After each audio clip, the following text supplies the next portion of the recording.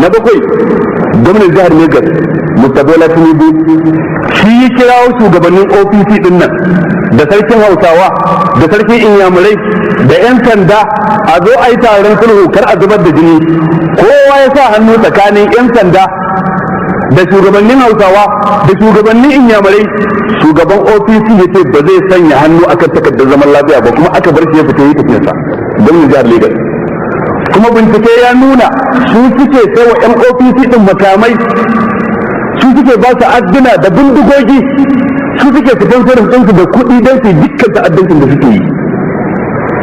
Mutum na gaba na ƙarshe gwamnan jihar Oyo State ya sunansa Alhaji Lam Adesina.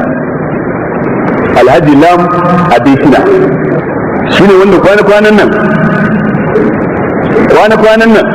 ne da General Buhari mai ritaya ya je har ofis ɗinsa a birnin Ibada dangane da abin da mutanen ƙasarsa suke yi. Su wannan 'yan ofis ɗin na bin fulaninmu da suke yawo suna kiwon dabbobi suna neman inda ciyawa take, a bi su a kashe su a kwace shanunsu a tafi da su.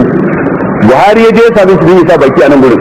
Buhari yana kammala iso masa da wannan sakon sai ya banza da shi ce ni abinda nake so ku taimaka mana yadda za a yi a gyara Najeriya, dan akwai wadansu tsofaffin shugabannin kasa suna so su kawo rigima a Najeriya. Obasanjo ya gayyace su tunawa da ranar samun yanci a Abuja ba su je ba.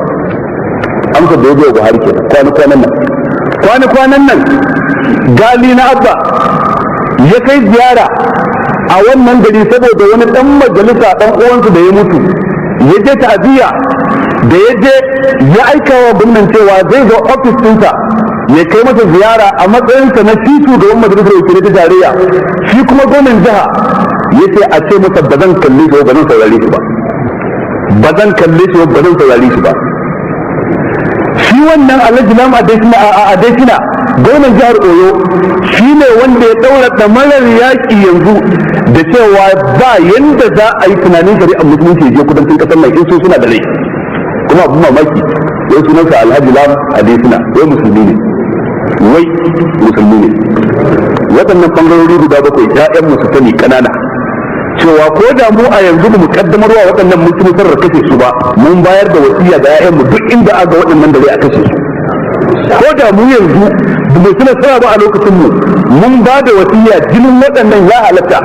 Arna ne sun kashe ƴan uwan musulmi, in an kashe su ba zalunta su aka yi ba, adalci aka yi, ramuwa ce. Har yanzu kuma an kashe mana mutum 1000 don mun kashe 7 ne muka yi, ba mu komai ba.